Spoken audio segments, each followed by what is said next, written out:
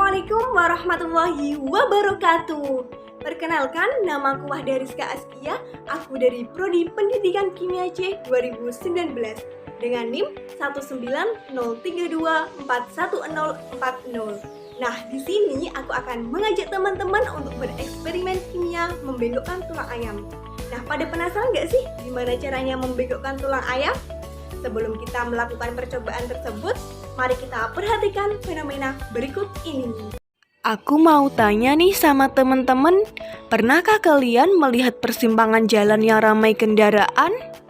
Dibandingkan dengan persimpangan yang sepi kendaraan, manakah yang kemungkinan terjadi tabrakan lebih besar? Yuk, mari kita lihat ilustrasi berikut ini. Nah, ini adalah ilustrasi ketika ramai kendaraan. Dan ini ilustrasi ketika sepi kendaraan. Nah, manakah yang memiliki kemungkinan tabrakan lebih besar? Dari ilustrasi yang ditayangkan dapat kita lihat bahwa pada persimpangan yang ramai kendaraan, kemungkinan terjadi tabrakan makin besar. Lalu, apa hubungannya dengan laju reaksi? Nah, untuk memahami konsep kimianya, mari kita perhatikan eksperimen berikut ini. Setelah teman-teman melihat fenomena tersebut, mari kita langsung lakukan eksperimen membengkokkan tulang ayam. Tujuan percobaan ini adalah untuk mengetahui pengaruh perbedaan konsentrasi asam cuka terhadap laju reaksi pelunakan tulang ayam. Alat dan bahan yang digunakan dalam percobaan ini antara lain ada gelas ukur, 4 buah toples, stopwatch, kemudian ada asam cuka, air, tulang ayam, kemudian ada label. Langkah yang pertama, kita memasang masing-masing label dalam toples.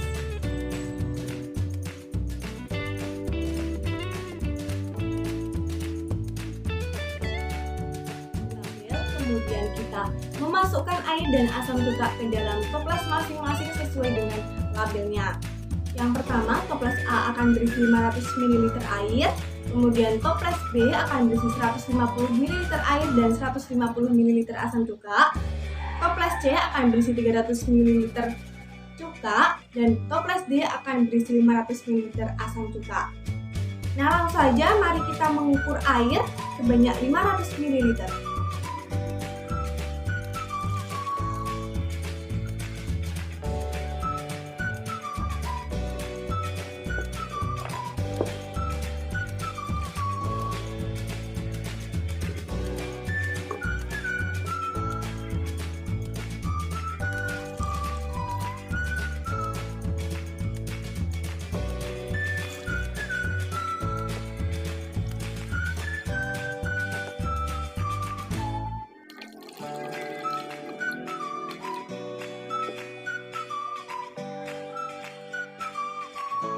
Nah, semua toples sudah berisi air dan asam cuka sesuai dengan labelnya masing-masing. Aku mau tanya nih sama teman-teman, apa yang akan terjadi bila tulang ayam dimasukkan ke dalam asam cuka dan air? Dan toples manakah yang akan paling cepat bereaksi?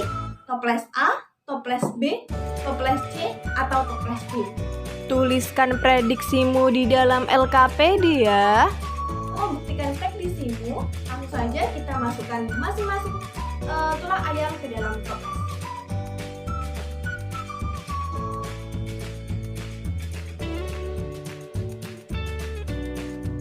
Jangan lupa kita tutup toplesnya dan menyalakan stopwatch.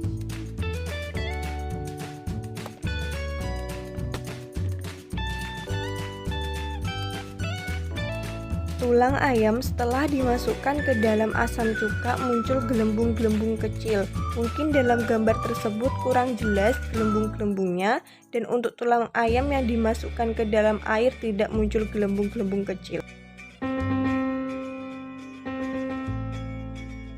Setelah kita rendam selama 24 jam, mari kita amati perubahannya. Sebelumnya kita menggunakan latex terlebih dahulu ya teman-teman, supaya lebih aman.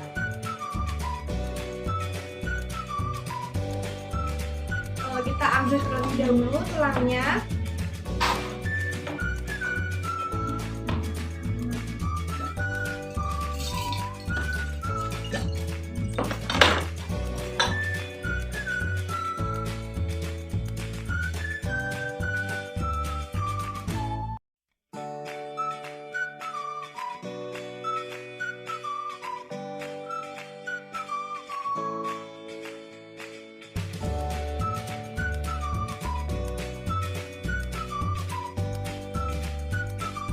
Pada toples D yang direndam dengan 500 ml asam cuka, tekstur tulang ayamnya sangat lunak dan sangat rapuh, tidak keras sama sekali. Kemudian pada toples C yang direndam dengan 300 ml asam cuka, tekstur tulang ayamnya lunak dan rapuh tetapi masih sedikit keras, tidak selunak dan serapuh pada toples D. Kemudian pada toples B yang direndam dengan 150 ml air dan 150 ml asam cuka, tekstur tulang ayamnya sedikit lunak dan masih sedikit keras, tidak selunak pada toples C. Kemudian pada toples A yang direndam dengan air, tekstur tulang ayamnya masih keras. Kemudian catatlah hasil pengamatanmu dalam data pengamatan di LKPD ya. Nah, dari percobaan yang telah kita lakukan diperoleh data hasil pengamatan sebagai berikut. Nah, dengan melihat data hasil pengamatan tersebut, maka kalian dapat menjawab beberapa pertanyaan berikut ini. Yang pertama, perbedaan apa yang kalian amati ketika tulang ayam dimasukkan ke dalam air dan larutan asam cuka? Yang kedua, apakah ada perbedaan reaksi antara tulang ayam dalam toples A, B, C, dan D? Jelaskan hasil pengamatanmu. Yang ketiga, berdasarkan hasil percobaan, tulang ayam manakah yang paling cepat bereaksi? Selanjutnya, aku di sini akan menjelaskan tentang pengaruh konsentrasi terhadap laju reaksi pelunakan tulang ayam dan bagaimana asam cuka dapat membengkokkan tulang ayam. Berdasarkan data hasil pengamatan, tulang ayam pada toples B atau yang direndam dengan konsentrasi asam cuka yang paling tinggi memiliki tingkat kelunakan paling tinggi dibandingkan dengan tulang ayam pada toples lain. Hal ini dikarenakan semakin tinggi konsentrasi asam cuka, maka laju reaksi pelunakan tulang ayamnya semakin besar. Penjelasannya sebagai berikut. Pada percobaan ini, larutan asam cuka mewakili banyaknya zat bereaksi. Semakin banyak zat bereaksi atau semakin besar konsentrasi zat bereaksi, maka reaksi akan berlangsung lebih cepat.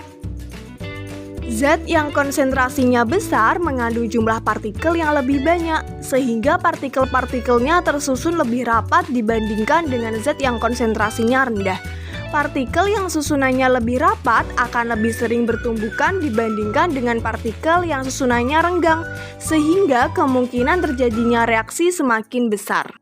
Dengan demikian, semakin tinggi konsentrasi akan memicu aktifnya tumbukan dan akan menyebabkan laju reaksi semakin besar. Jika konsentrasi pereaksi semakin kecil, maka kemungkinan tumbukan semakin kecil sehingga laju reaksi semakin kecil. Berdasarkan hasil percobaan yang telah didapat, maka urutan laju reaksi dari yang terbesar hingga terkecil yaitu toples D, toples C, toples B, dan toples A sebagai kontrol. Tulang ayam dapat bengkok atau lunak dikarenakan direndam dengan asam cuka. Meskipun asam cuka merupakan asam yang bersifat lemah, tetapi dengan perendaman yang lama yaitu selama 24 jam dapat membuat kalsium yang terkandung dalam tulang ayam larut. Setelah kalsium yang terkandung dalam tulang ayam larut, maka tidak ada lagi kandungan yang membuat tulang ayam menjadi keras. Karena zat yang membuat tulang ayam menjadi keras adalah kalsium. Sehingga setelah kalsiumnya larut, maka tulang ayamnya menjadi lunak.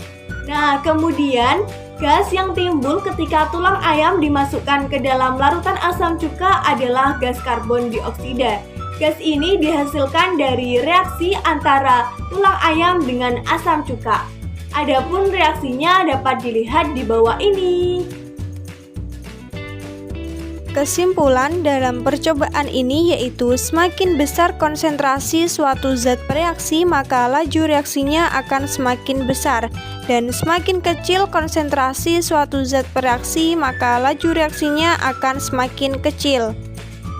Demikian eksperimen sederhana yang telah saya lakukan. Semoga bermanfaat dan dapat menambah wawasan dan pengetahuan teman-teman. Dan terima kasih atas perhatiannya. Sampai jumpa di video selanjutnya. See you.